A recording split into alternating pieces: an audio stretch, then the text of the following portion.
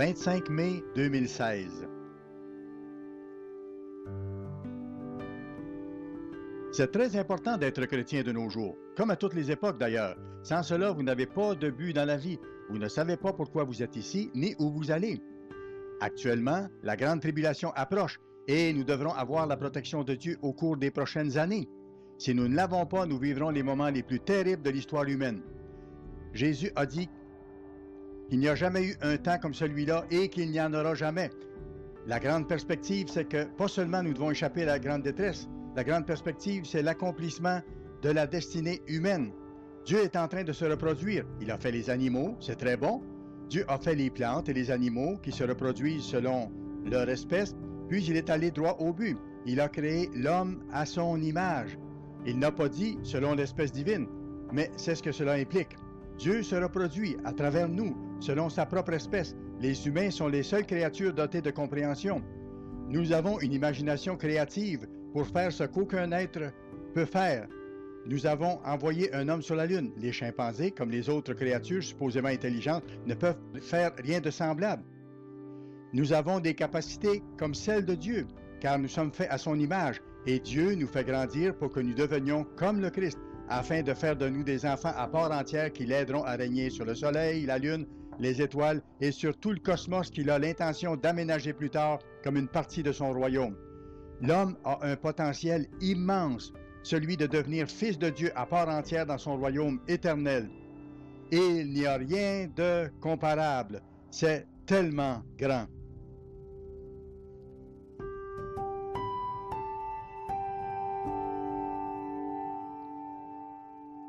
Chaleureuse salutation de fête à vous tous autour du monde. Nous espérons que vous passez tous une merveilleuse fête là où vous êtes.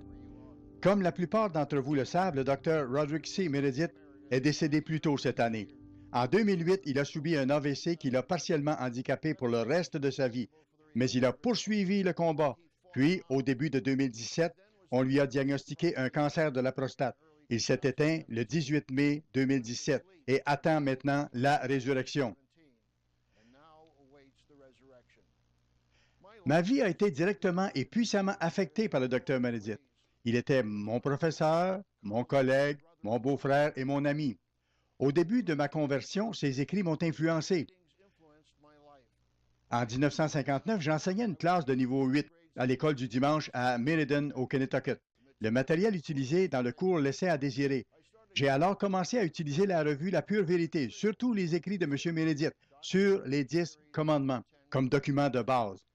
En donnant ce cours, je me suis mis à comprendre la vérité de Dieu d'une manière totalement différente, ce qui m'a donné le goût d'étudier à l'Ambassadeur College à Pasadena. Le Dr. Meredith a touché la vie de chacun d'entre nous, directement ou indirectement. Ce que plusieurs ne réalisent pas, c'est qu'il a servi dans l'œuvre de Dieu durant plus de 64 années. C'est encore plus longtemps que M. Armstrong. Ces deux hommes étaient des géants dans l'Église de Dieu. Quand nous considérons l'apport de M. Meredith à l'Église, nous voyons qu'il prend différentes formes. Il était une voix forte qui incitait les étudiants à une bonne conduite morale sur les 3 campus de l'Ambassadeur College où il a servi. Il nous a donné une éducation biblique complète dans le cours de Bible destiné aux étudiants de première année, lequel couvrait les 4 évangiles et le livre des Actes. Il a aussi préparé et enseigné un cours sur les épîtres de Paul. C'est difficile de quantifier l'importance de sa contribution à la formation des ministres de l'Église du Dieu vivant ou d'autres groupes de l'Église de Dieu. Je pense que la plupart d'entre nous réalisent que Dieu a utilisé M. Herbert W. Armstrong d'une manière très spéciale à la fin de cet âge, mais après sa mort, Satan a essayé de faire disparaître la vérité. C'est alors que le Christ a guidé le Dr. Meredith pour réparer la brèche et ranimer l'œuvre que Dieu avait accomplie en utilisant M. Armstrong. Le Dr. Meredith n'était pas parfait, personne ne l'est, mais son cœur était sincère. Je me souviens encore que durant mes années au Collège Ambassadeur, personne ne doutait du fait qu'il croyait ce qu'il enseignait et s'efforçait vigoureusement de s'y conformer. Même quelqu'un qui a plus tard critiqué les Églises de Dieu a écrit qu'il voyait le Dr. Meredith comme différent de tous les autres. Tout en se souvenant du Dr. Meredith, nous sommes ici pour observer la fête des tabernacles, une fête qu'il a observée et expliquée durant des décennies. Cette fête préfigure une époque où toutes les nations sur la terre apprendront la voie de vie divine. Nous sommes les pionniers de cette voie de vie. À propos de ce temps qui approche, nous lisons dans Zacharie 14, verset 16, « Tous ceux qui resteront de toutes les nations venues contre Jérusalem monteront chaque année pour adorer le roi, l'Éternel des armées, et pour célébrer la fête des tabernacles. » Ésaïe aussi a prophétisé, « Il arrivera dans la suite des temps que la montagne de la maison de l'Éternel sera fondée sur le sommet des montagnes et qu'elle s'élèvera par-dessus les collines et que toutes les nations y afflueront. » Ésaïe 2, verset 2. Quel temps merveilleux ce sera quand ces prophéties s'accompliront. Oui, nous espérons l'avènement d'un monde nouveau, le royaume de Dieu, un temps de paix, de prospérité et d'harmonie comme jamais auparavant. Une époque où Jésus-Christ lui-même régnera sur la terre depuis Jérusalem et où la voie divine prévaudra. Nous avons maintenant l'occasion d'être des pionniers de cette voie de vie et nous sommes reconnaissants à Dieu d'avoir placé sous nos yeux un exemple à suivre pour aller de l'avant vers son royaume. Le docteur Meredith, comme M. Armstrong avant lui, a terminé sa course. Ils étaient des hommes remarquables, ils étaient des pionniers philadelphiens. Ils ont livré un bon combat, ils ont gardé la foi. Il nous incombe maintenant de faire de même. Nous aussi, nous devons, avec la puissance de Dieu, livrer le bon combat, garder la foi et terminer la course. À la lumière de ces choses, le film de la fête, cette année, nous donnera un aperçu de l'histoire moderne de l'œuvre de Dieu, telle que vue par le Dr. Roderick C. Meredith. En 2011, l'Église du Dieu vivant avait produit pour la fête un film intitulé « Pionniers philadelphiens ». Afin d'honorer la mémoire et le travail du Dr. Meredith, nous avons choisi de refaire ce film en y ajoutant de nouvelles séquences et des photos. Nous espérons que vous serez inspirés en entendant quelqu'un qui a travaillé dans l'œuvre durant des décennies décrire comment le Christ est intervenu pour guider et diriger son œuvre. Avec l'aide de Dieu et guidés par Jésus-Christ, nous pouvons tous aller de l'avant avec zèle et puissance en tant que pionniers de Dieu et de sa voie de vie. Nous avons maintenant l'honneur de vous présenter Pionniers philadelphiens, en avant vers le royaume.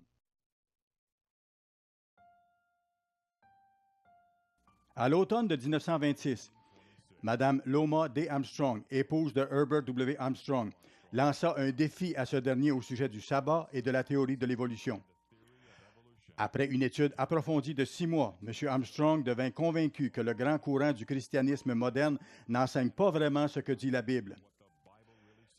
Après une série de mésaventures humiliantes dans le domaine des affaires et de la publicité, en 1931, Dieu commença à utiliser M. Armstrong pour prêcher le vrai évangile de Jésus-Christ. Sa puissante voix fut d'abord entendue sur les ondes radiophoniques à Eugene, en Oregon. Avec le temps, ses émissions ont couvert tous les États-Unis pour s'étendre ensuite dans les différentes parties du monde. Au milieu des années 40, un jeune homme qui cherchait les réponses aux questions fondamentales de l'existence humaine a entendu ses émissions à partir de Joplin, au Missouri, après en avoir été informé par son oncle, le Dr. Paul Meredith. Les premières années, j'ai pour la première fois entendu parler de la vérité de Dieu durant l'hiver de 1944-1945. Je m'en souviens très bien parce que la Deuxième Guerre mondiale se poursuivait. L'Allemagne était frappée de nuit par les bombardiers anglais équipés de radars, alors que les avions américains entraient en action le jour. Déjà, M. Armstrong annonçait que l'Allemagne, même si elle était alors appauvrie par ces bombardements, allait se relever pour devenir éventuellement la force dirigeante des États-Unis d'Europe. Au cours de ces années, mon ami Jimmy Mallett est mort des suites d'un accident de lutte. Il a eu le cou brisé. Nous avions lutté tous les deux des centaines d'heures sur l'herbe en tant que jeunes garçons, s'entraînant à développer toutes sortes de prises et de manœuvres, mais sans malice, comme deux petits oursons. Sa mort m'a littéralement foudroyé. Quand son corps a été mis en terre, j'ai voulu comprendre pourquoi Dieu l'avait laissé mourir. L'Église méthodiste où j'avais grandi ne le comprenait pas. J'ai commencé à réaliser que M. Armstrong comprenait, lui. Mon oncle Paul et moi avions commencé à écouter les émissions de M. Armstrong ensemble. Nous nous sommes rendus compte que les autres prédicateurs à la radio ne comprenaient pas. Nous nous sommes procuré divers commentaires bibliques ainsi que plusieurs documents religieux publiés par différents groupes protestants, mais ça ne répondait pas non plus à nos questions. C'était vide de sens. Ça se résumait à dire simplement « Aimez Jésus, soyez bons », mais ils ne comprenaient pas le but de l'existence. Juste avant de venir à l'Église, j'ai entendu prêcher en personne un jeune évangéliste pour Christ. Il était très zélé et parlait très chaleureusement de Jésus, de l'Évangile, du précieux Évangile. À ce moment, je me préparais à aller à l'ambassadeur collège. Ce jeune homme se montrait très sentimental en parlant du sang précieux du Christ et de l'Évangile précieux. Après que la plupart des gens eurent quitté, je suis allé vers le jeune homme et lui ai demandé « Est-ce tout? Est-ce seulement au sujet de Jésus? » Et il a répondu « Oui, c'est ça, c'est ça. » Il était embarrassé. Je lui ai dit que j'écoutais les émissions de M. Armstrong. Il connaissait les émissions et il était sur la défensive. Il a dit « M. Armstrong est très enthousiaste et sincère, je pense. » Or, on peut être totalement sincère, mais totalement dans l'erreur. Puis, il m'a regardé ainsi et je me suis dit « Ouais, j'y ai déjà pensé. » Et un peu plus tard, j'ai réalisé que lui était totalement sincère, mais totalement dans l'erreur, alors que M. Armstrong était sincère et il avait la vérité de la Bible. C'est d'abord la prophétie qui a attiré mon attention dans les émissions, parce que ça démontrait que Dieu était réel. Il n'y avait rien de sentimental là-dedans. C'était des choses pouvant se vérifier dans les événements mondiaux. Quand je suis venu au collège et que j'ai commencé à entendre les sermons de M. Armstrong en personne, j'ai compris alors plus profondément. Il parlait de Jésus-Christ comme étant notre Sauveur, disant que nous devons nous repentir de transgresser les lois de Dieu. Puis il a donné un puissant sermon peu de temps après mon arrivée au sujet du vrai sabbat de Dieu. Je n'avais rien compris de cela auparavant et je l'ai entendu prouver clairement par les Écritures que le 7e jour de la semaine est le sabbat et qu'il s'agit d'un signe de première importance entre Dieu et son peuple. Quand j'ai été appelé, la plupart des membres de ma famille ne comprenaient pas et ils étaient tout simplement bouleversés. Ma mère était profondément peinée parce que c'était extrêmement différent, voire même étrange, comparé à la religion méthodiste pratiquée par elle et toutes ses amies. Elle devint très malade. Plus tard, elle a réalisé que c'était dû à l'angoisse que lui causait la religion de son fils. Je savais que ça la faisait souffrir et ça m'affectait aussi de la voir souffrir ainsi. Mais mon père, lui, a commencé à prêter l'oreille et il s'est abonné à la pure vérité. Mon père a réalisé que j'apprenais des choses très spéciales. Plus tard, il a dit, « Un jour, il faudra que je sois baptisé, vraiment baptisé. Et je veux que ce soit l'un de vous du collège qui le fasse. Je sais que vous connaissez la vérité. Je le comprends. Je ne suis pas encore prêt, mais un jour, je le serai. » Il est mort avant que ça se produise. Dieu ne l'appelait pas encore, mais il respectait la vérité que M. Armstrong nous avait enseignée. Ma mère et mon père étaient tous les deux diplômés de l'université méthodiste Baker à l'ouest de Kansas City. Mon père était comptable et ma mère a enseigné l'histoire à différents niveaux avant d'être mariés. Les deux étaient éduqués et avaient beaucoup d'idéal. Quant à ma vieille grand-mère méthodiste, c'était une personne très sincère qui me lisait la Bible. Je commençais alors à réaliser qu'il y avait dans la Bible beaucoup plus de choses que celles que j'apprenais à l'école biblique du dimanche. Je me souviens être entré dans sa chambre alors qu'elle priait, agenouillée à côté de son lit, ses longs cheveux blancs descendant tout le long de son dos. J'étais impressionné de l'avoir ainsi prié avant de se mettre au lit pour la nuit. Je l'aimais et j'ai beaucoup appris d'elle. Mon père m'a donné des gants de boxe quand j'étais encore petit. Il m'a appris à frapper sur un ballon d'entraînement. Ça bouge très vite. Comme ceci, j'ai donc appris à boxer très jeune. Et plus tard, j'ai remporté à 2 reprises le championnat des gants dorés dans ma catégorie de poids à Joplin, au Missouri. Puis, quand j'étudiais au niveau secondaire, je me souviens d'une partie de basketball mémorable. Nous étions à la mi-temps de la partie finale d'un tournoi. L'équipe adverse était en avance dans le pointage. En remontant du vestiaire pour aller terminer le match, John, Ivy et moi étions les derniers. Nous nous sommes regardés avec curiosité. Nous étions les derniers à sortir de là. Et je lui ai demandé, « John, pourquoi es-tu resté en arrière? » Et il a répondu, « Je priais. » Ça m'a fait tout drôle. Et je lui ai dit, « Je priais moi aussi. » Et soudainement, Dieu nous a aidés dans la partie et nous avons commencé à remonter la pente. John a marqué plusieurs points, beaucoup plus que moi. C'était le meilleur joueur de l'équipe. Il était très grand. Mais Dieu m'a donné de marquer le dernier but, le but gagnant. J'ai lancé le ballon comme on lance une balle. Et, chose étrange, il est entré directement dans le panier, juste avant que le sifflet ne mette fin à la partie. Dieu nous a aidés à gagner. Pour moi, c'était très évident que c'était une prière répondue. Plusieurs événements semblables me sont arrivés où Dieu m'a montré qu'il était réel, bien réel, et chaque fois, j'en fus encouragé. Dieu est réel. Par ailleurs, j'ai été champion de mon collège 3 années consécutives comme coureur du 1000. J'ai appris la persévérance. Il faut tenir, ne pas abandonner. Ça m'a aidé. Un coureur sur une telle distance doit continuer jusqu'à la fin. Il ne suffit pas de donner un seul effort et c'est fini. Il faut vous pousser au maximum, même quand vous êtes très fatigué à l'extrême. En approchant le dernier droit, vous êtes parfois exténué, presque à bout. Puis vous entendez le coup de pistolet annonçant le dernier droit de la course. Cela produit en vous un regain d'adrénaline qui vous aide à poursuivre la course. Il vous faut aussi beaucoup de volonté. Ce n'est pas seulement une question d'habileté, c'est une question de force, de volonté. N'abandonnez jamais. C'est encore là quelque chose que M. Armstrong nous a enseigné à partir de ce que dit la Bible. N'abandonnez jamais. Pasadena.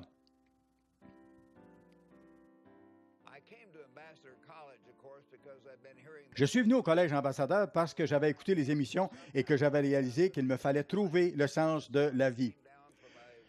Je travaillais alors près de Boise, en Idaho, à la construction d'un barrage faisant partie d'un projet gouvernemental. J'ai pris l'autobus et suis allé habiter chez mon oncle, le Dr. C. Paul Meredith, et son épouse durant les premières semaines. Il m'a guidé. Il a payé les frais de ma première année au Collège Ambassadeur. C'était un homme réfléchi et sensible. Il avait consacré des milliers d'heures à approfondir la vérité et à étudier avec soin toutes les notes qu'il avait prises à partir des exposés de M. Armstrong durant plusieurs années, même avant de venir au Collège Ambassadeur. C'est lui qui a d'ailleurs produit notre premier cours de Bible par correspondance. Un homme sérieux, très éduqué et très dévoué. Puis, je suis allé habiter à la résidence Mayfair, la belle résidence d'un ex-millionnaire que M. Armstrong avait acheté à très bas prix. C'était devenu une maison de chambre et nous avions commencé à la rénover. Les hommes habitaient, eux, au 3e étage et la seule femme du groupe, Betty Bates, habitait au rez-de-chaussée. Au 2e étage habitaient des dames âgées de 70, 80 ans et plus. À mesure qu'elles ont quitté pour aller dans des résidences pour gens âgés ou parce qu'elles sont décédées, les étudiants les ont remplacées. Lorsque je suis arrivé sur le campus, je suis allé voir Mme Esther Olson, qui était chargée, elle, de recevoir et d'ouvrir le courrier, puis de mettre à part l'argent et les chèques que les gens envoyaient. Je lui ai demandé, « Où va l'argent? Qui compte l'argent? Qui l'apporte à la banque? Est-ce que ça va à M. Armstrong? » J'ai fait mes recherches pour m'assurer qu'il ne convoitait pas l'argent, que l'argent n'était pas son but. Plusieurs années plus tard, M. Armstrong m'en a parlé en riant et en disant, « J'ai entendu dire que vous avez fait des recherches sur moi. J'en ai pas été offusqué. Nous n'avons rien à cacher. » C'est vrai que j'ai vérifié par moi-même et je lui ai aussi posé des questions sagaces et subtiles. Je voulais vraiment prouver les choses concernant M. Armstrong et ses enseignements. J'ai ainsi réalisé que j'avais enfin trouvé la perle de Grand Prix, pour ainsi dire. J'avais un grand ami du nom de Jimmy Porter, un jeune homme très intelligent, qui est devenu plus tard le président de l'association APC de tout le Missouri. Il connaissait la frustration que j'avais éprouvée au cours de nos 2 dernières années d'études ensemble quand j'essayais de comprendre le but de la vie. Après 2 ans au Collège Ambassadeur, je suis retourné chez moi pour les vacances d'été. Il m'a alors dit, « Rod, quoi que ce soit que tu cherchais, tu l'as trouvé, n'est-ce pas? Tu as une paix d'esprit. » J'ai répondu, « Oui, je l'ai trouvé. » Il le sentait. Il ne comprenait pas, mais il percevait clairement que j'avais trouvé ce que je cherchais. L'année où je suis venu au collège ambassadeur, il n'y avait que 12 étudiants. La première année du collège, il n'y avait eu que 4 étudiants. Herman Hay, Raymond Cole, Richard Armstrong et Betty Bates. La deuxième année, Raymond McNair, son frère Marion et Kenneth Herman se sont ajoutés. Pour la troisième année, mon oncle, le Dr. C. Paul Meredith, moi-même et 3 autres sommes venus au collège pour un total de 12 étudiants. Mais ne comptant toujours qu'une seule femme, Betty Bates. Nous avons tous fréquenté Betty d'ailleurs. À tour de rôle, nous allions prendre une marche avec elle ou l'invitions pour une sortie, mais seulement comme une petite sœur. Elle était charmante, mais aucun de nous n'est tombé en amour avec elle. Le vendredi soir, nous avions souvent une petite rencontre autour d'un petit goûter avec un peu de vin, de fromage et de biscuits au 3e étage, là où les hommes habitaient. Nous parlions de prophéties, des événements mondiaux, du but de l'existence. C'était des moments précieux et significatifs. Il y avait un désir d'apprendre, un esprit de zèle et d'engagement face au but de la vie. Nous devions tous travailler pour subvenir à nos besoins et il nous fallait faire des sacrifices. Nous étions là dans un but précis et ce but nous animait fortement au cours de ces années. Durant ces premières années, nous étions très proches de M. Armstrong. Personnellement, j'ai passé des milliers d'heures avec M. Armstrong, non pas des centaines d'heures, mais bien des milliers d'heures. Il nous invitait parfois chez lui pour le jour de la Thanksgiving, l'Action de grâce. Il venait souvent nous parler, surtout à Raymond McNair et à moi. Tous les deux, nous jouions beaucoup au tennis de table, car il n'y avait pas de gymnase. Plusieurs fois, M. Armstrong est venu jouer avec nous au tennis sur table. Il prenait régulièrement le temps de visiter les étudiants, de nous parler, nous racontant même certaines anecdotes de sa vie. Parfois, les étudiants se rassemblaient autour de lui et il nous parlait de sa vie, de la croissance de l'œuvre et de bien d'autres choses. J'ai assisté personnellement plusieurs fois à l'enregistrement de ses émissions de radio, sans doute à 50 ou 100 reprises. Il avait une voix très riche, résonnante, profonde. Un homme totalement engagé et enthousiaste. Sa perspective était étendue. Il avait compris le grand but de la vie et il le décrivait avec une clarté extraordinaire et beaucoup de confiance. Je me suis toujours souvenu de ce jour où Raymond McNair et moi sommes revenus d'une tournée de baptême dans plusieurs parties des États-Unis en 1951. Ça donne un petit aperçu de la personnalité de M. Armstrong. Il nous avait commandé de revenir sur le campus. Nous aurions, nous, préféré poursuivre notre tournée et visiter d'autres personnes. Raymond était le président de la classe des seniors, alors que moi, j'étais président du corps étudiant. M. Armstrong tenait à ce que nous revenions. Il nous avait dit, il faut que vous reveniez au collège, car c'est le début de l'année scolaire et ce ne sera pas la même chose si vous n'êtes pas là, vous qui êtes 2 leaders. Nous avons voyagé toute la nuit depuis la ville d'Oklahoma. Au matin, avant la session d'orientation, nous étions exténués en arrivant. Lorsqu'il a su que nous étions là, il est venu vers nous. Il savait sans doute que nous étions épuisés. Nous étions un peu ennuyés et je commençais à devenir très négatif envers M. Armstrong. Je me plaignais de la situation et de la fatigue. Nous ne savions pas qu'il était un apôtre. Lui-même ne le savait pas, mais je le respectais beaucoup. J'avais manqué de sommeil et je n'étais pas dans mon assiette. Il nous a rejoints d'un pas rapide en disant « Bravo! C'est tellement bon de vous voir tous les deux. C'est formidable que vous soyez ici. Votre présence va faire une grande différence pour nous tous et pour les nouveaux étudiants lors de cette session d'accueil. J'apprécie que vous ayez voyagé toute la nuit et que vous soyez arrivés sains et saufs. Il était tellement chaleureux et enthousiaste que j'ai littéralement fondu comme du beurre au soleil. Il a utilisé sa voix chaude et sa personnalité dynamique pour me charmer, pour ainsi dire.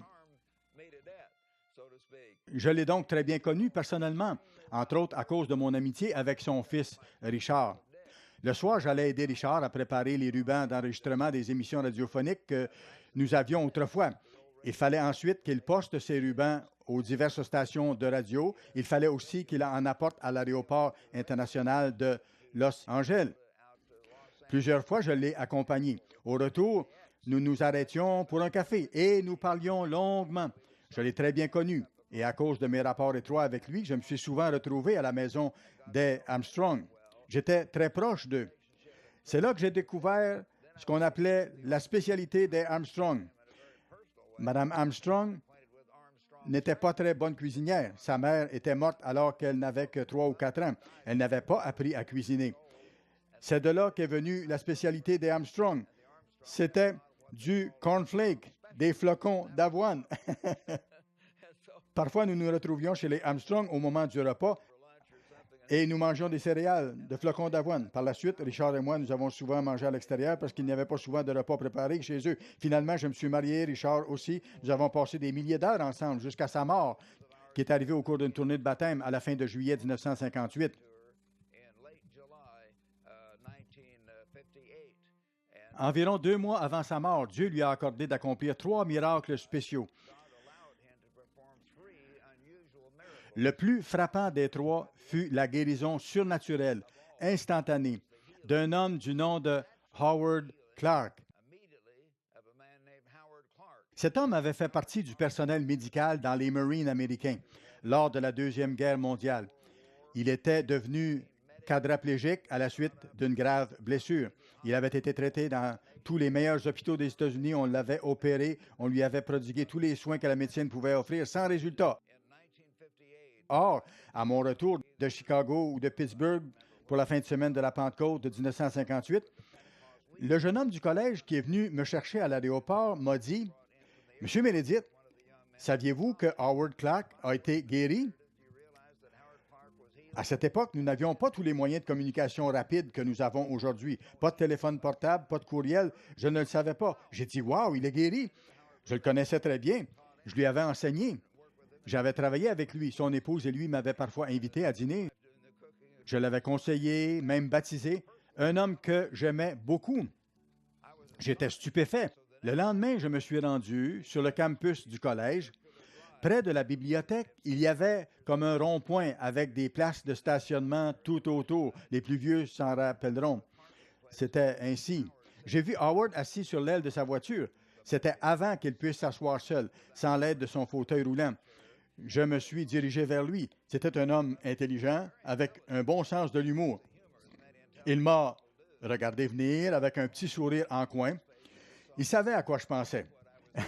Je lui ai dit, « Howard, j'ai su que vous avez été guéri. » Il a dit, « Oui, j'ai été guéri complètement. » J'ai ajouté, « Wow, j'en suis reconnaissant à Dieu. Vous pouvez marcher? » Il a dit, « Vous voulez me voir faire? » J'ai répondu, « Oui, bien sûr. » Il est descendu de son siège et il s'est mis à marcher par petits bonds, d'un pas pesant, un peu comme je fais depuis mon accident cardiovasculaire. 2 mois plus tard, j'ai dirigé la cérémonie de mariage d'un autre, M. Clark, n'ayant aucun lien de parenté avec Howard. Howard était présent, mais cette fois, sa démarche n'était plus du tout hésitante.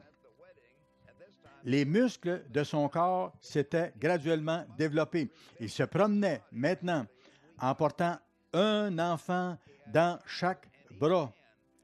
J'en avais les larmes aux yeux. Ce même homme qui était incapable de lui-même de quitter son fauteuil roulant, voici qu'il était debout, sans aide, portant 2 enfants dans ses bras. Wow! Dieu avait guéri Howard Clark de façon surnaturelle. Tout d'un coup, à cause des prières de Richard David Armstrong. Dieu nous guérit de façon surnaturelle. C'est un exemple parmi tant d'autres. Je ne l'ai jamais oublié, car j'étais très proche et de Richard Armstrong et de Howard Clark. Les commencements du ministère. C'est à Belknap Spring que j'ai célébré ma première fête des tabernacles. Les assemblées avaient lieu dans un grand bâtiment en bois équipé d'un immense foyer en pierre.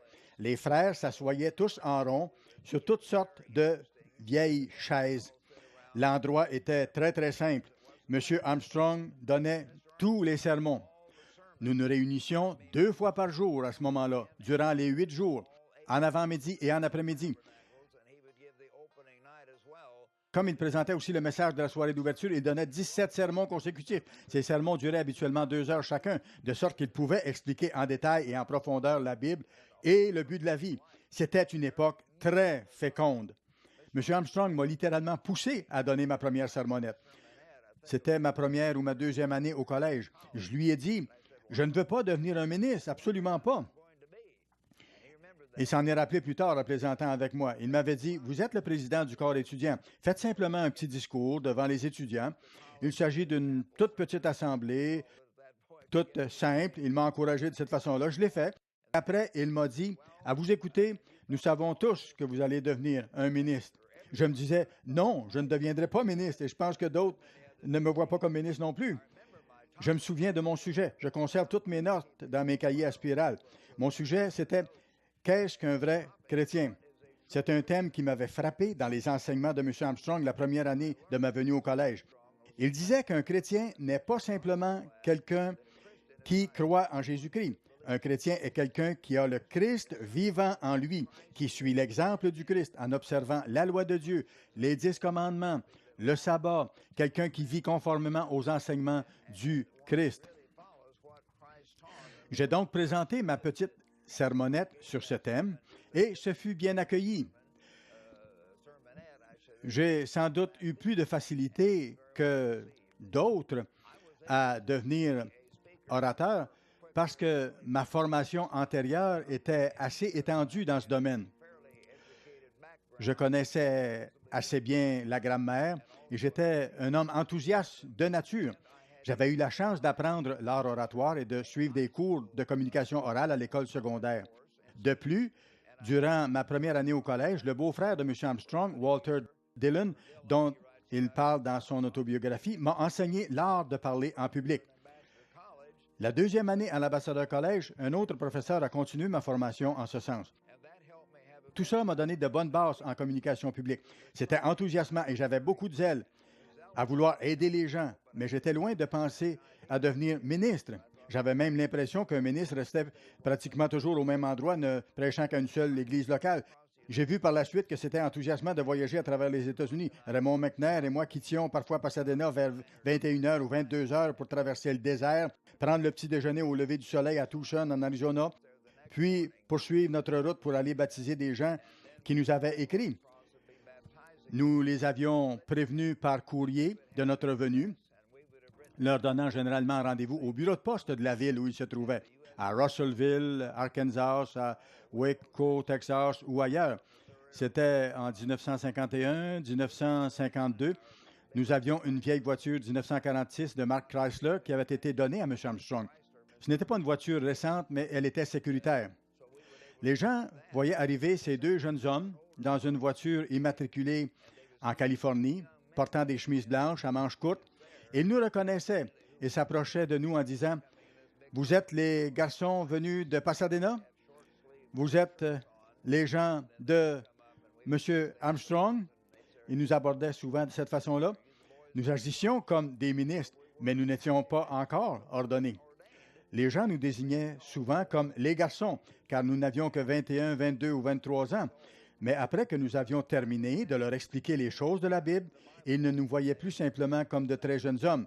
Il arrivait même qu'ils fondaient en larmes, sachant très bien qu'ils ne reverraient possiblement jamais, au cours de cette vie, d'autres représentants de M. Armstrong. Parfois, ils faisaient l'erreur d'amener avec eux leur pasteur, pensant qu'il en serait heureux.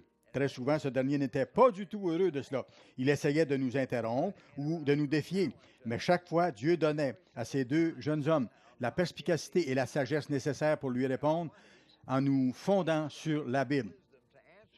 Chaque fois, ces pasteurs devenaient embarrassés et quittaient les lieux parce qu'ils ne pouvaient pas répondre concernant, par exemple, le sabbat ou d'autres vérités très claires. Nous connaissions très bien notre Bible, même si nous n'étions au collège que depuis 3 ou 4 ans. Nous connaissions les Écritures beaucoup mieux qu'eux. Ils ne comprenaient pas. Ça me montrait à quel point ces ministres étaient spirituellement confus. Même s'ils étaient imbus de sentimentalisme et ils ne comprenaient pas la Bible alors que nous pouvions la comprendre. À de très nombreuses reprises, il nous a fallu faire confiance absolue à Dieu. Il nous a protégés des serpents de toutes sortes et de toutes sortes d'autres dangers. Il nous a protégés d'hommes qui voulaient tirer sur nous ou nous battre. Il nous fallait mettre notre confiance en Dieu. Plusieurs fois, nous l'avons vu nous délivrer. Il nous arrivait souvent de sauter des repas, de manquer de sommeil lors de ces tournées, mais Dieu était avec nous. Au cours de la deuxième tournée, à la fin de l'été, j'ai établi une église locale à San Diego. Ce fut la toute première église établie suite à l'œuvre du Collège ambassadeur. Et Dieu m'a fourni cette occasion. Une toute petite congrégation se réunissant sur la 6e avenue dans un immeuble appelé Dartley Hall. Nous avons démarré cette église avec un groupe de 7 personnes, en plus des 5 que nous étions venus du collège. Un total, donc, de 12 personnes. C'est intéressant parce que le chiffre 12 représente les débuts organisationnels. L'automne suivant, M. Armstrong avait déjà planifié de m'envoyer à Portland, en Oregon, pour m'occuper de l'Église là-bas. Basil Wolverton, l'auteur des livres anglais Bible Story, l'histoire biblique, était le pasteur de cette Église, mais il occupait en même temps un poste à temps plein comme dessinateur. Il s'occupait de cette Église comme un à côté en tant qu'ancien local. Je n'étais pas encore ordonné, même si j'avais effectué ces tournées de baptême en tant que représentant de M. Armstrong. Il m'a donc envoyé là-bas, dans le rôle de pasteur, pour développer l'Église de Portland. C'est ce que j'ai fait, en guidant l'Église et servant les gens. En rétrospective, je pense que M. Armstrong m'a envoyé là-bas pour me tester, pour voir ce que j'allais faire. Un jour, il m'a demandé de revenir à Pasadena par avion. Il avait décidé d'ordonner quelques hommes en tant qu'évangélistes. Il ne considérait pas ce poste comme une sorte de position élevée, comme nous le voyons aujourd'hui. Il pensait surtout à des jeunes hommes comme Timothée, Tite et d'autres qui avaient aidé Paul. Et M. Armstrong avait alors besoin d'aide. Certains d'entre nous avions commencé à écrire des articles. J'avais d'ailleurs déjà écrit pour la revue La Bonne Nouvelle et plus tard pour La Pure Vérité. J'avais travaillé à la production de ces revues alors que j'étais encore au collège, avant même d'être envoyé à Portland, en Oregon.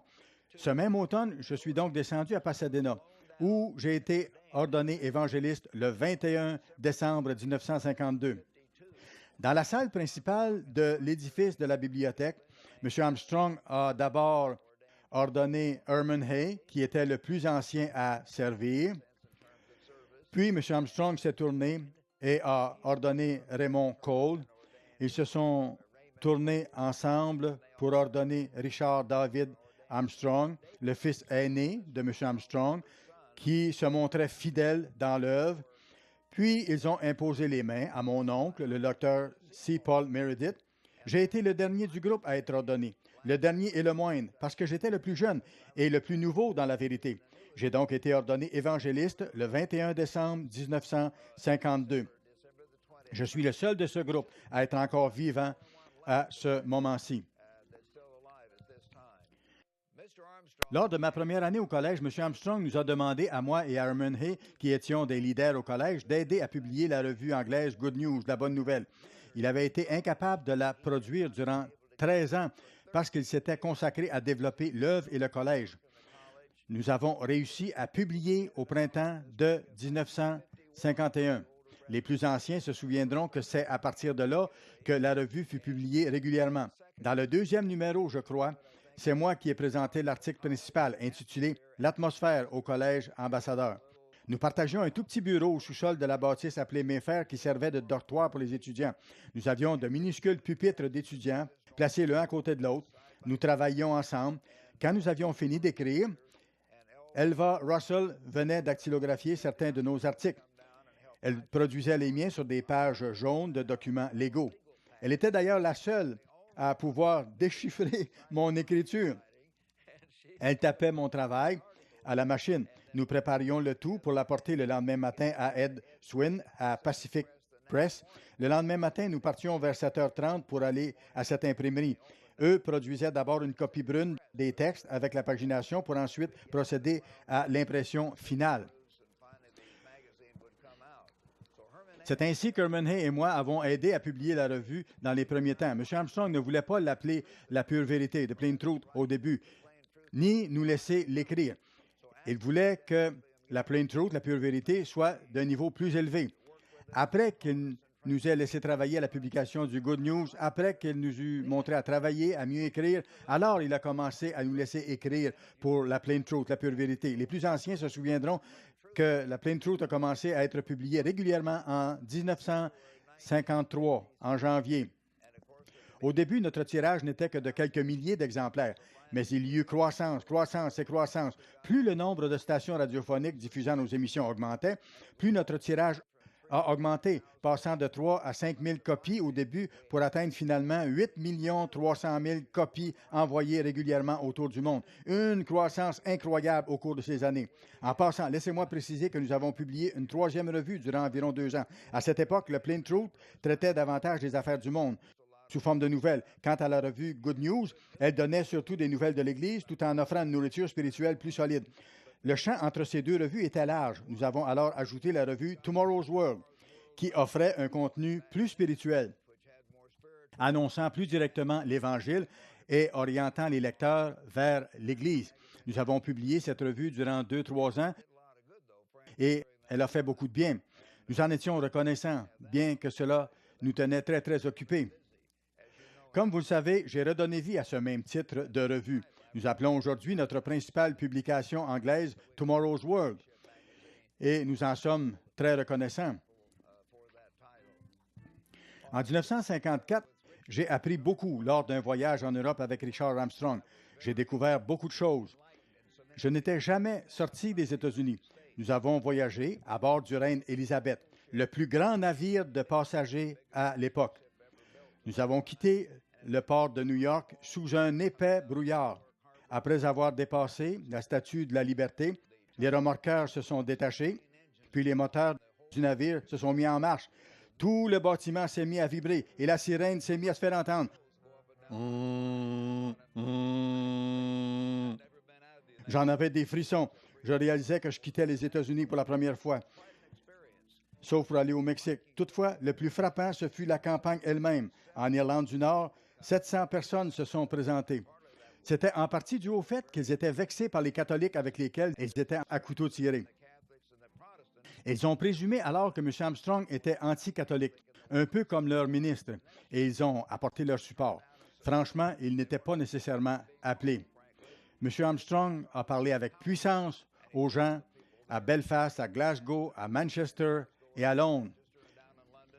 Il leur a dit, « Vous, les Anglais, si vous ne vous réveillez pas et ne vous tournez pas vers le Dieu de la Bible, Dieu va vous dépouiller de votre empire. » Et il a ajouté ceci avec précision, « Je veux que vous le réalisiez.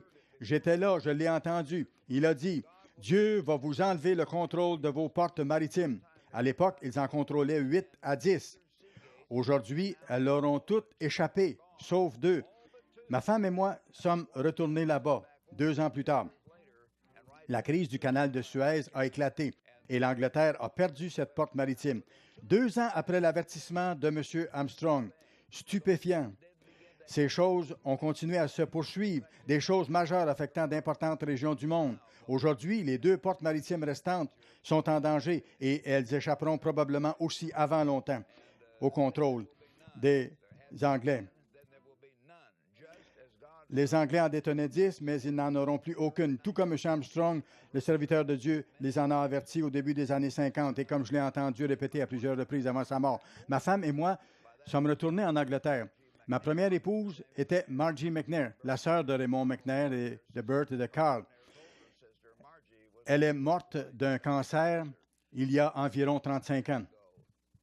Nous avons alors eu l'occasion de faire une autre campagne à Londres durant l'hiver de 1957, en janvier-février. Notre premier enfant, Élisabeth, est d'ailleurs née à Londres.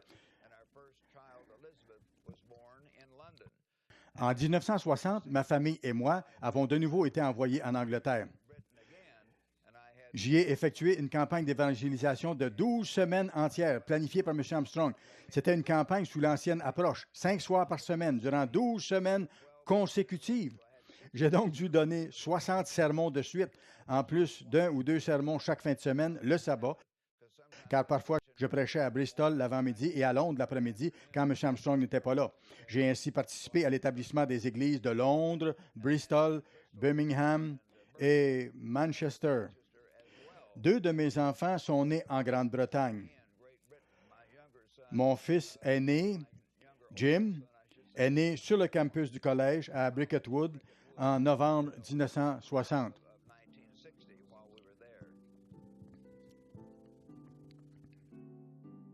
Vie chrétienne.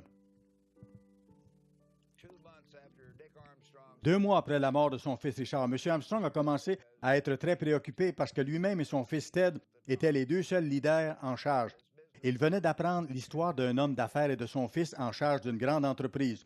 Tous 2 étaient morts dans un accident d'avion et leur compagnie s'était effondrée parce qu'il n'y avait pas de relève pour diriger l'entreprise de 300 employés. Il m'a désigné donc comme 2e vice-président de l'Église. Jamais je n'avais demandé cela, ni même rêvé de cela. Je ne savais même pas que ce poste existait. Il m'a donc nommé 2e vice-président vers octobre-novembre 1958, 2 ou 3 mois après la mort de Richard. Il m'a dit, « Roderick, s'il m'arrive quelque chose, je veux que vous poursuiviez l'œuvre. parmi nos hommes, vous êtes celui qui a le plus d'expérience. J'ai été là une douzaine d'années et, comme il me l'avait dit, j'ai examiné l'œuvre sous tous ses angles et j'ai appris les rouages de chaque département au cas où il me faille prendre la direction. J'avais cette responsabilité sur les épaules. J'ai aussi eu le privilège d'enseigner à un plus grand nombre d'étudiants que n'importe qui d'autre, divers cours du collège, y compris des cours de Bible. C'est la vérité, vous pouvez vérifier. Chaque année, de 1953 à 1989, j'ai donné des cours de Bible. J'ai en outre exercé les fonctions de directeur du ministère, aidant les ministres à développer les églises locales et à établir de nouvelles églises.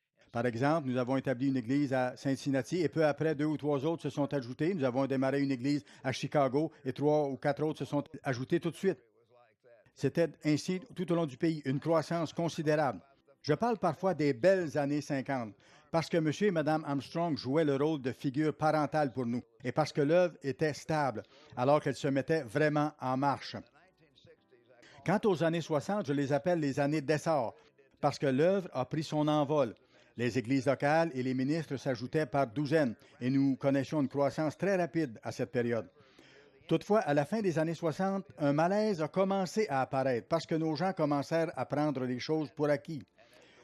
L'état du monde empirait et l'état de l'Église également. Le Dr. Herman Hay avait l'habitude de dire « l'Église reflète le monde. Quand le monde devient plus faible et mondain, et disons laodicéen, alors l'Église devient davantage laodicéenne. »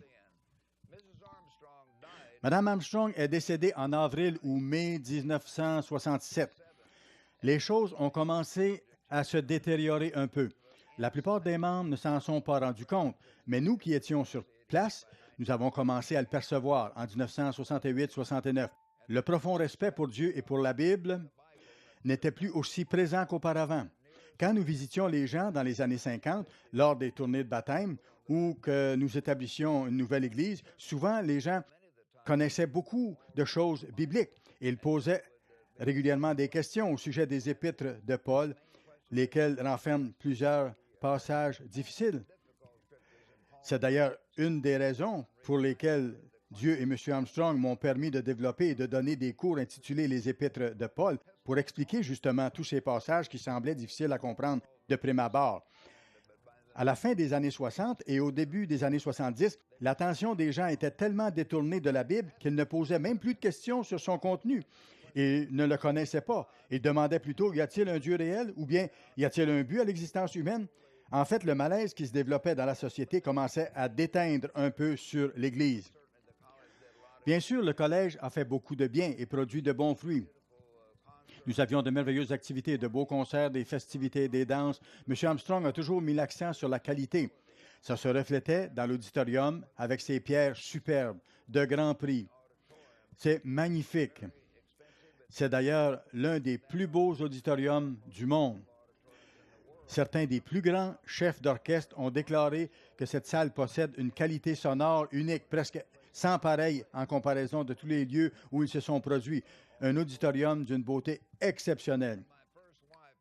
La mort de ma première épouse, Margie Helen McNair Meredith, survenue le 16 juin 1976, m'a assommé, comme si une tonne de briques était tombée sur moi tout d'un coup. Je n'avais jamais imaginé vivre plus longtemps qu'elle. J'étais convaincu qu'elle vivrait plus longtemps que moi parce qu'elle avait 6 ans de moins que moi. Ça m'a profondément ébranlé. J'ai dû prier, jeûner en demandant l'aide de Dieu pour voir la vue d'ensemble, la grande perspective. J'ai vu que c'était la volonté de Dieu. Il l'avait permis, non pas à cause de Margie, parce que c'était une personne très bien, mais sans doute pour que je sois testé, parce que j'ai dû ensuite m'adapter à une autre personnalité totalement différente avec ma deuxième épouse, ce qui m'a amené à des émotions différentes et m'a amené à développer une perspective plus large. Cela m'a aussi humilié. Je me souviens d'un jeune homme arrogant un jour sur l'autoroute, fougueux et insouciant comme nous l'avons sans doute tous été un peu. Un jour où je roulais pour me rendre au travail, il est sorti à toute vitesse d'une bretelle de l'autoroute. Sa voiture a presque percuté la mienne. Il m'a coupé la route, puis a accéléré. C'était tout juste après la mort de Margie. Je me suis dit, je m'en fous, ma vie est finie de toute façon. Margie est partie. J'ai commencé à accélérer pour le rejoindre. Puis je me suis dit, non. Après 30 secondes de méditation dans l'auto, j'ai pensé, la vie doit continuer. J'ai 4 enfants dont je dois m'occuper. Je suis un ministre de Jésus-Christ. Alors j'ai demandé à Dieu de me pardonner mon arrogance et de m'aider à continuer à faire sa volonté. Frères et sœurs, vous aurez tous des épreuves semblables. La mort d'un enfant, d'un conjoint, la perte de votre emploi. Au cours des prochaines années, nous allons tous affronter des épreuves et des tests de loin plus grands que tout ce que nous avons imaginé. Il faudra garder notre esprit sur la réalité de Dieu. Il est notre Père. Jamais il ne nous laissera ni ne nous abandonnera. Il faut toujours le comprendre. J'ai servi déjà en tant que pasteur régional. Bien que j'habitais Pasadena, je devais superviser la région comprenant Bakersfield, Santa Barbara et plusieurs autres églises dans ce secteur. On m'a demandé d'aller régler un problème un jour, un problème dans le diaconat. 2 diacres étaient à couteau tiré. 2 ou 3 avaient déjà quitté. Alors j'y suis allé en vue d'aider à régler ce problème. Le premier sabbat où j'y suis allé, j'ai donné un puissant sermon du fond de mon cœur. Un sermon vraiment senti. Mon épouse était morte 1 an auparavant. Mon sermon traitait de la résurrection, justement. Plusieurs personnes sont venues me voir après l'assemblée et parmi elles, il y avait cette belle jeune femme, une jeune femme tout simplement radieuse. Elle m'a dit, « Docteur Meredith, je vous aime. Votre sermon était formidable. » C'est sa première phrase qui m'a frappé le plus. « Docteur Meredith, je vous aime. » Elle était tellement jolie. Mais j'avais peur qu'elle soit déjà mariée. Plus tard, j'ai demandé au pasteur, « Qui était-ce? » Il m'a répondu, « C'est Cheryl Hensley. » J'ai dit, « Est-elle mariée? » Il a dit, « Non, son mari est mort il y a quelques mois. » Je me suis dit, « Wow, elle est veuve, je suis veuf. » J'ai tout de suite eu des idées.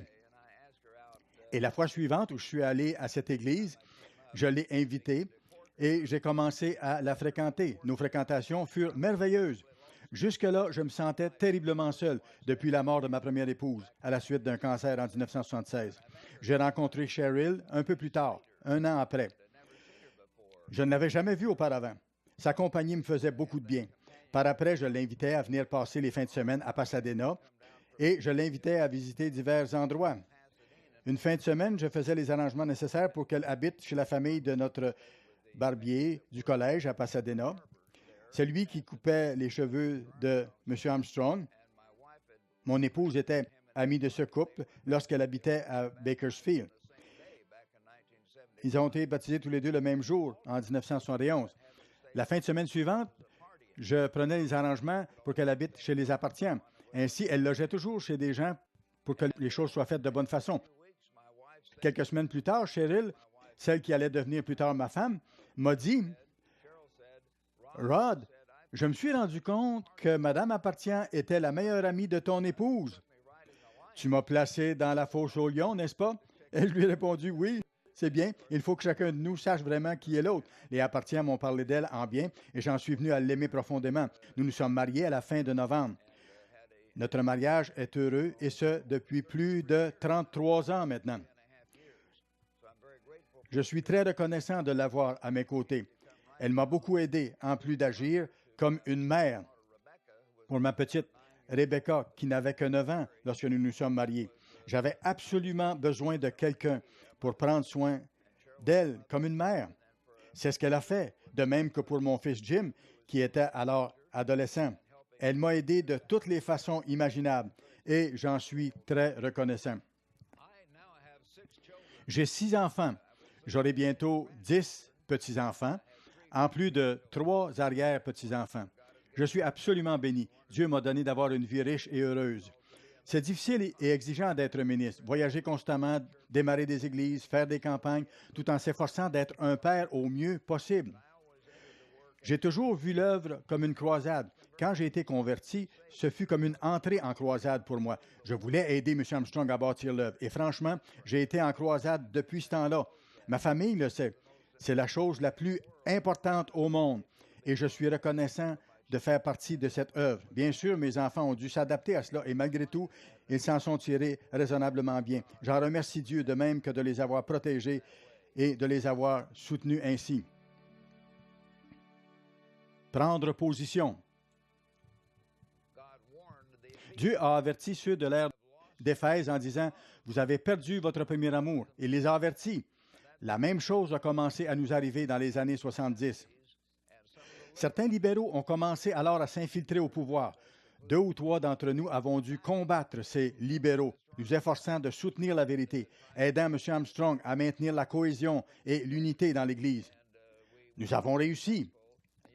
Néanmoins, nous avons perdu un certain nombre de gens et de ministres qui faisaient des compromis avec la vérité et qui se sont même tournés contre M. Armstrong. En 1974, nous avons perdu 30 ministres et 3000 personnes sur la côte est des États-Unis à cause d'un groupe de jeunes ministres rebelles.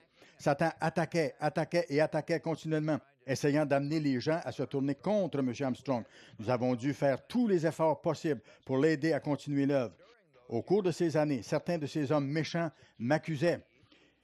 Ils disaient à M. Armstrong, Raymond McNair et Roderick Benedict souhaitent que vous mouriez pour prendre votre place à la direction de l'Église. C'était totalement mensonger et tous mes proches le savaient, y compris ceux qui travaillaient à mes côtés. Certains d'entre eux sont présentement avec l'Église unie, United, et pourraient le confirmer. J'ai travaillé des centaines d'heures avec Burt McNair au cours de ces années et il sait que je n'ai jamais même commencé à dire quoi que ce soit contre M. Armstrong ou à laisser entendre que je voulais établir ma propre Église ou encore prendre le pouvoir. Je n'avais aucun de ces sentiments, je n'avais absolument pas une telle attitude.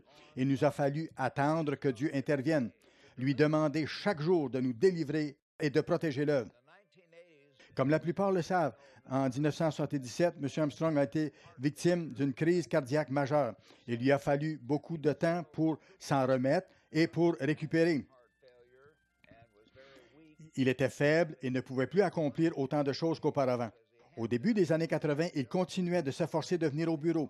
Il arrivait vers 10 heures le matin et passait un certain nombre d'heures sur le campus. Il ne voyageait plus autant, mais il s'est alors employé à ramener l'Église sur ses rails.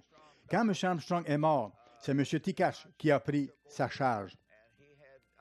Le matin du décès, M. Tikash a téléphoné à tous les membres du Conseil des Anciens pour les en informer et pour nous demander d'aller le rejoindre afin de prendre une photo de groupe. Nous nous sommes bien entendus jusqu'à ce que les doctrines commencent à être changées. Il a laissé 2 jeunes hommes en particulier l'influencer et graduellement, nous avons vu s'installer un manque de respect pour tout ce que M. Armstrong avait enseigné.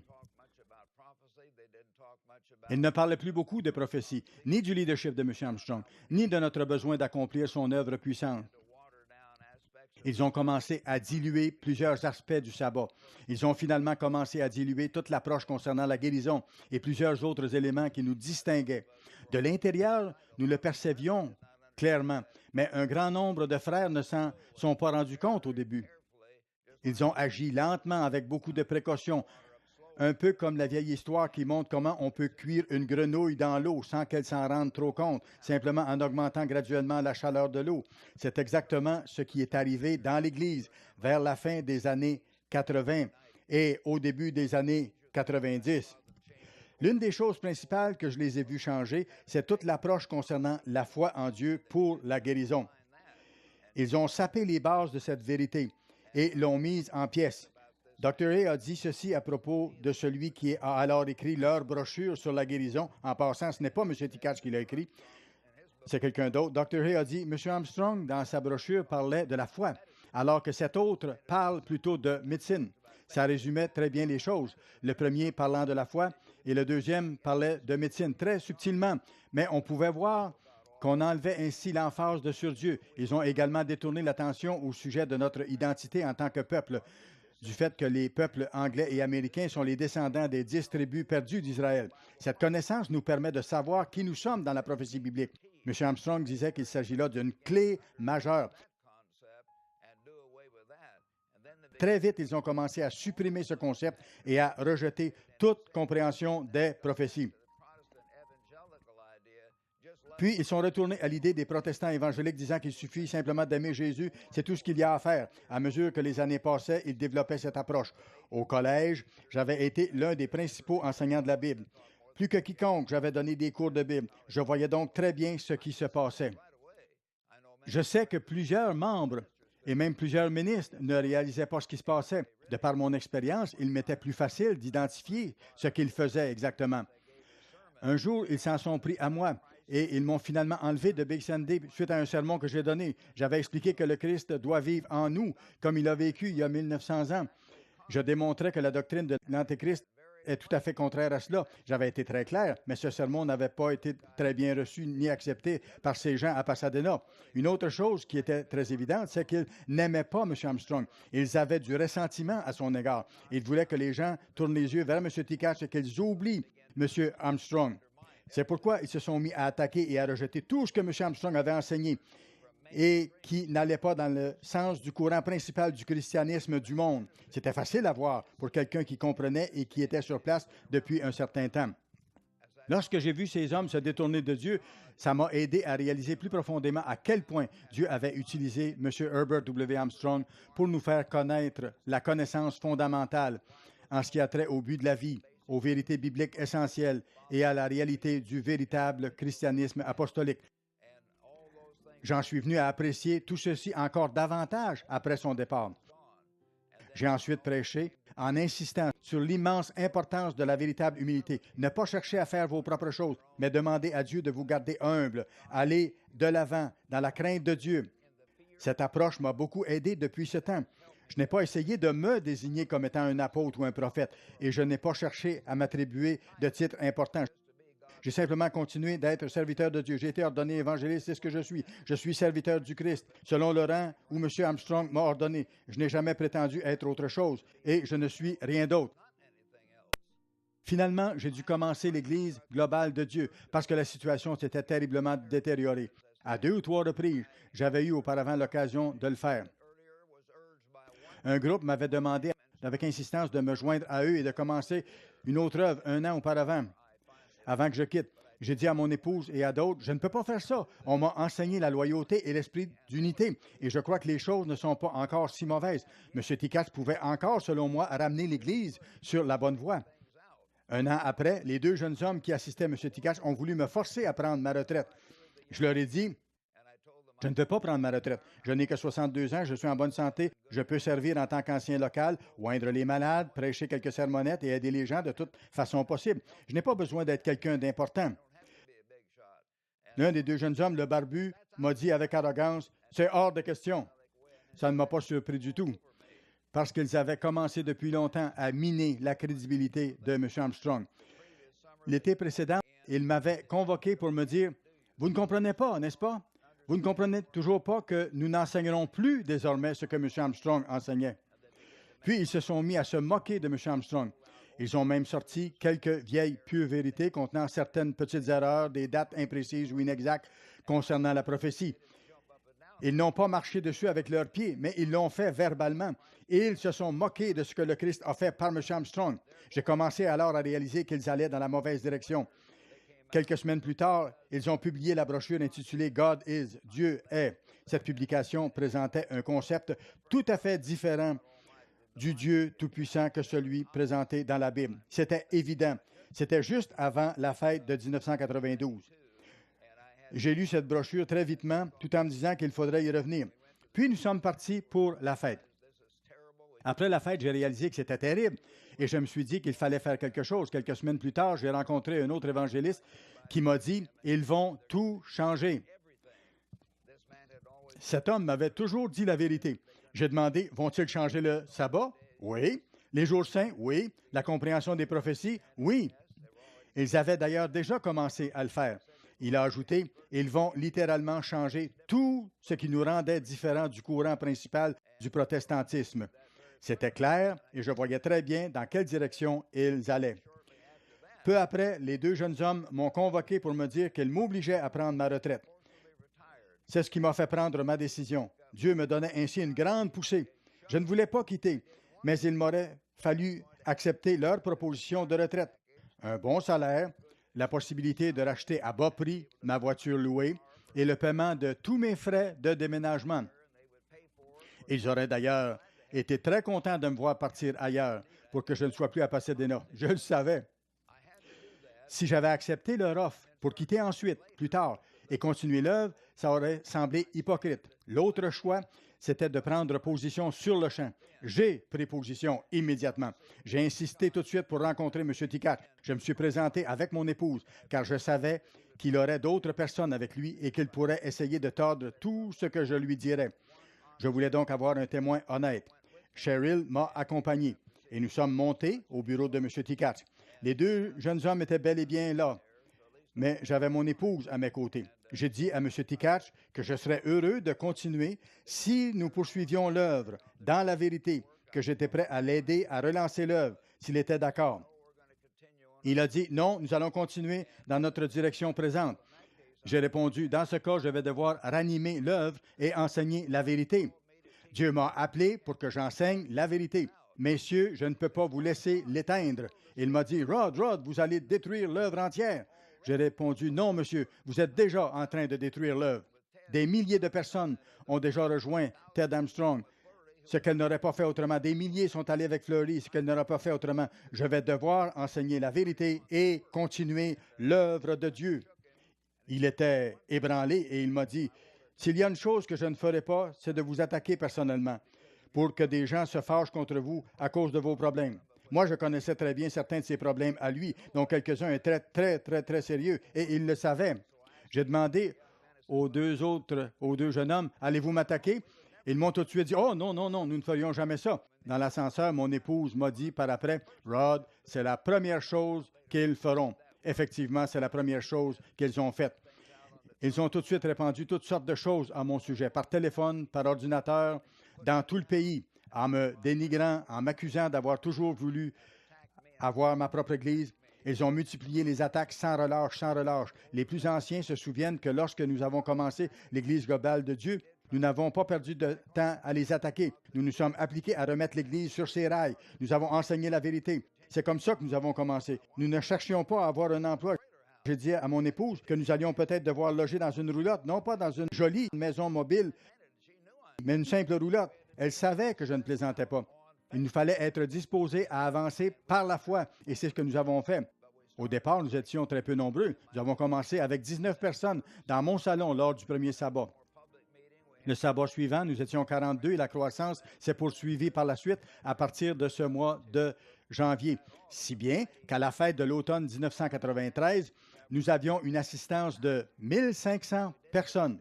L'année suivante, 1994, nous avons eu 3000 personnes à la fête des tabernacles. Nous commencions à croître. Dieu a béni l'œuvre. Nous avons immédiatement été sur les ondes de la radio. Aussitôt, nous avons prêché l'Évangile et j'en suis très reconnaissant. Pour éviter qu'une telle situation déplorable ne frappe de nouveau l'Église, il faut renforcer tout le concept du christianisme original. Montrer clairement que le christianisme ne consiste pas simplement à croire au Christ, mais qu'il faut que le Christ vive sa vie en vous. Voilà pourquoi je mets régulièrement l'emphase sur Galates 2, verset 20, où Paul dit « J'ai été crucifié avec Christ, et si je vis, ce n'est plus moi qui vis. C'est Christ qui vit en moi.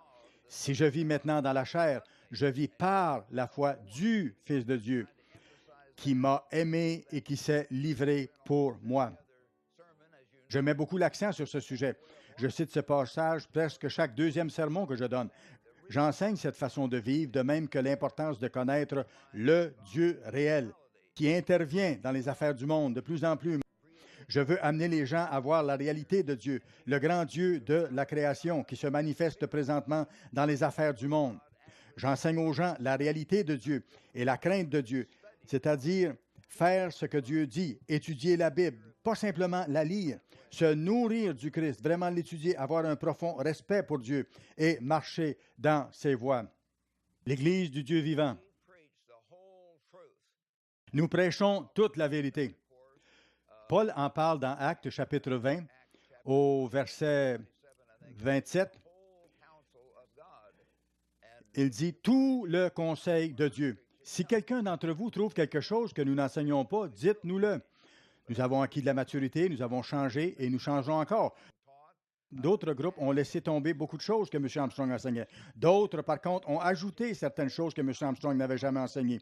Nous nous efforçons d'enseigner tout le conseil de Dieu, basé non seulement sur ce que M. Armstrong a enseigné, mais basé sur la Bible elle-même. Nous ne diluons pas les choses. Deuxièmement, nous prêchons et mettons en pratique le gouvernement de Dieu. Certains groupes sont dirigés par des dictateurs qui se sont eux-mêmes attribués des fonctions. Dieu lui-même ne les a pas choisis. Ils se sont eux-mêmes désignés comme étant des apôtres, des prophètes ou autres. Aucun de nous dans cette œuvre n'a fait ça. Nous sommes serviteurs de Dieu, évangélistes ou ministres ou pasteurs. C'est ce que nous sommes et c'est ce que nous faisons. Nous enseignons la vérité, la voie de Dieu. Nous enseignons un gouvernement hiérarchique allant de haut en bas, basé sur la foi de Dieu, un gouvernement dans lequel Dieu agit. Nous devons porter des fruits selon la voie divine. Nous devons être des dirigeants serviteurs. Les ministres doivent être serviteurs des autres, s'appliquer à les aider, à les servir, les assister dans leur croissance. Voilà ce à quoi j'ai consacré mes efforts plus que jamais au cours de ces dernières 18 années et demie, développant l'Église globale et maintenant l'Église du Dieu vivant. Troisièmement, il nous faut accomplir l'œuvre. Certaines autres églises se sont formées pour que les ministres continuent d'avoir un salaire. Un de ces groupes l'a dit ouvertement. On voulait que les ministres aient le même salaire, le même style de vie qu'auparavant. C'était même expliqué dans leur littérature du début, du moins au commencement. Il peut être plus difficile de retrouver ces écrits aujourd'hui parce qu'ils les ont sans doute enlevés de la circulation. Mais plusieurs de ceux d'entre eux qui sont venus avec nous nous l'ont dit. Nous n'avons jamais fait ça. Au contraire, j'ai dit à chaque ministre venu avec nous, nous allons devoir avoir foi en Dieu. Dieu va nous utiliser pour faire l'œuvre et il va prendre soin de nous. Nous devons accomplir une œuvre puissante. C'est ce que Dieu veut que nous fassions. Jésus a dit, « Ma nourriture est d'accomplir l'œuvre de Dieu. » C'est aussi notre nourriture. Voilà notre force. Voilà notre raison d'être. Proclamer ce message au monde, obéir au commandement de Dieu, prêcher l'Évangile du royaume de Dieu, son gouvernement à venir sur la terre, prêcher cette bonne nouvelle à toutes les nations. Alors viendra la fin, comme Jésus l'a dit. M. Armstrong nous a dit plusieurs fois, et l'a encore répété lors de son dernier conseil des anciens, où j'étais présent, quelques jours avant sa mort, tout comme il l'avait écrit dans son autobiographie. Il disait, « Le plus gros travail de l'Église reste à faire. » Voyez-le vous-même. C'est ce qu'il a écrit. C'est ce qu'il a dit aussi à plusieurs reprises. Nous ne pouvons pas être dogmatiques à ce sujet, mais il reconnaissait qu'il est probable que le plus gros travail de l'Église était à venir et est à venir encore. Il a accompli une œuvre extraordinaire. Nous l'avons honoré pour ça. Toutefois, la vaste majorité de l'humanité, en Angleterre, en Europe, partout dans le monde et même ici aux États-Unis, n'a jamais même entendu le nom Herbert Armstrong ou Église universelle de Dieu. Une œuvre plus grande encore reste à faire. Elle sera sans doute complétée par les deux témoins, au-delà de ce que nous pouvons faire. D'ici là, il nous faut poursuivre le travail. Si nous continuons d'accomplir l'œuvre, nous serons bénis à jamais. Ce faisant, nous nous amassons un trésor dans le ciel et Dieu nous récompensera d'avoir fait notre part dans son œuvre. 25 mai 2016.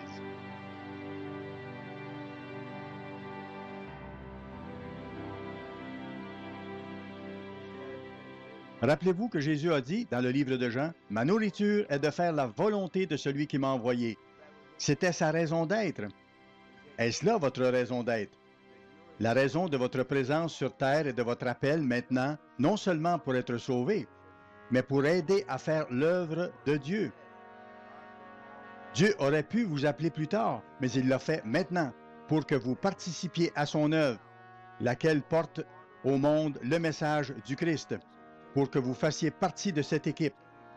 Si nous travaillons tous ensemble, en équipe, pour promouvoir nos émissions de télé, les sites Internet, nos revues, les brochures, le cours de Bible et nos présentations, alors nous pourrons avoir un grand impact sur le monde, sur des milliers d'autres personnes. Des millions de gens recevront le témoignage et ils sauront au moins qu'il y a un Dieu véritable qui réalise un projet ici-bas. Ils auront cette opportunité à cause de ce que nous aurons fait en donnant de nous-mêmes pour accomplir l'œuvre de Dieu et porter le message du Christ. Son vrai gouvernement qui doit être établi. C'est notre message, un message au sujet de ce gouvernement, des valeurs qu'il défend et de ce que cela signifie. Vous serez récompensés éternellement si vous mettez votre cœur dans ce que le Christ accomplit de nos jours, en prenant part avec zèle, foi et courage à l'œuvre de Dieu maintenant, aujourd'hui même.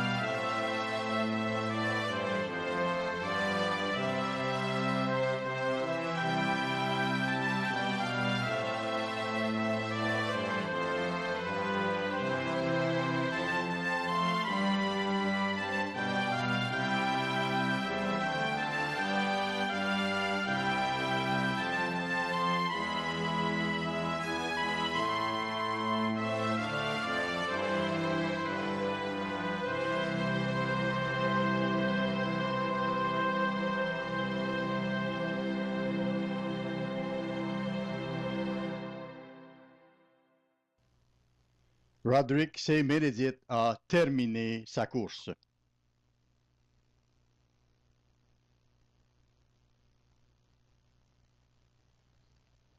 Ceci est une production de l'Église du Dieu vivant.